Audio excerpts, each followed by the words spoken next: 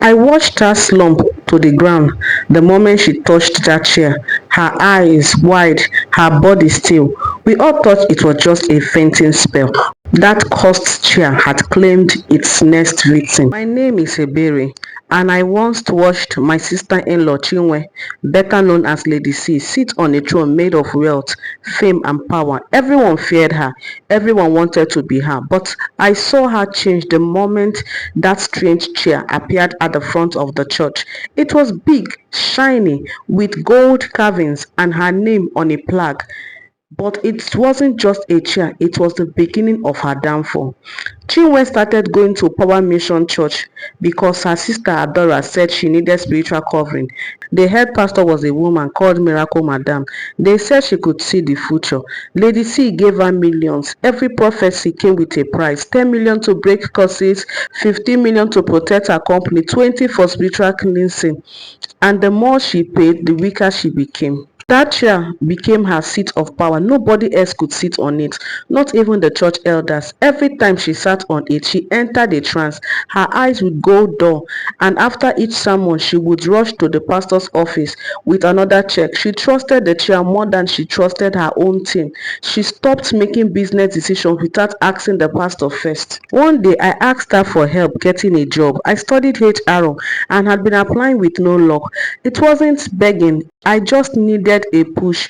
She took my CV and nodded, but what I didn't know was that she had already taken it to the pastor. That woman looked at my file and said I was a threat, that I carried the destiny of competition. They shut every door in my face. I went to her office to follow up on the job. She shouted at me, called me a beggar, said I wasn't family, said my soft talk didn't move her.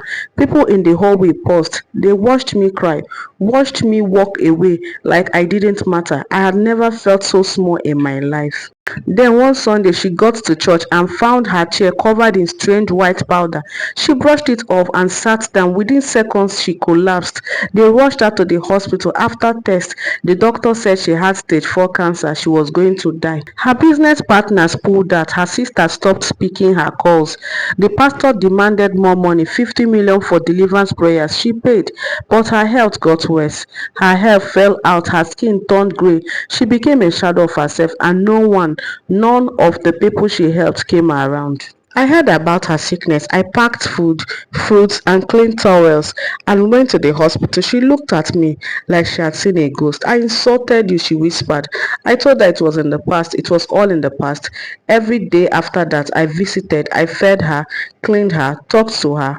I became her sister again, even though she once threw me out. Then the twist came. A young doctor ran into her room and said her blood samples had been mixed up. She didn't have cancer, just an infection. She was going to be fine. She kept quiet and pretended to be dying. She wanted to see who really cared. Her sister Dora. Not she came back, not with love, but with lawyers to take over her properties. Lady C exposed the scam. She fired Adora, cancelled every deal with the church, and handed over a company to me permanently. She said, Ebere, you showed me love when I had nothing. From now on, only those who love me empty will eat with me full. The chair was burned, the church was shut down, the evil ended. Please subscribe to our channel for more beautiful and interesting stories.